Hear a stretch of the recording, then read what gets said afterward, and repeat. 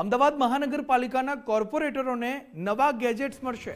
Laptop printer માટે દરેક કોર્પોરેટરને ₹1 લાખની સહાય આપવામાં આવશે। 192 કોર્પોરેટરો અને 92 અધિકારીઓને સુવિધા મળશે।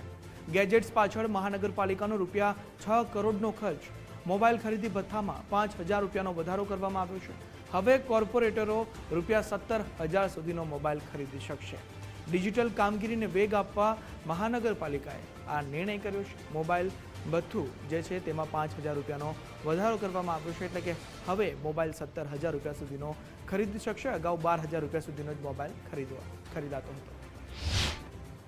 છેલ્લા કેટલાય વર્ષોથી કાઉન્સિલરશ્રીઓ અને અધિકારીઓ માટે આ પ્રકારની વ્યવસ્થા મ્યુનિસિપલ કોર્પોરેશન દ્વારા કરવામાં આવતી હતી।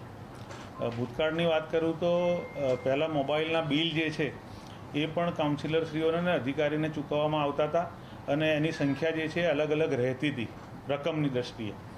હું વાત કરું તો એ વખતે 1500 ને 2000 રૂપિયા સુધીના માસિક બિલની પણ ચૂકવણી કોર્પોરેશન કરતી હતી એક વ્યક્તિ પાછળ।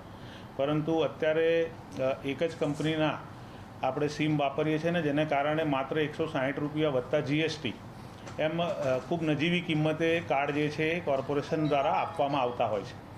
વાત કરું ફોનની તો અત્યાર સુધીમાં 2017થી અત્યાર સુધીમાં 2.5 વર્ષે ₹12,000ની કિંમતનો ફોન જે છે એ કાઉન્સિલરશ્રી દ્વારા ખરીદવામાં આવે તો એના બિલની ઉપર એ રકમ એમના ખાતામાં જમા આપવામાં આવતી હતી।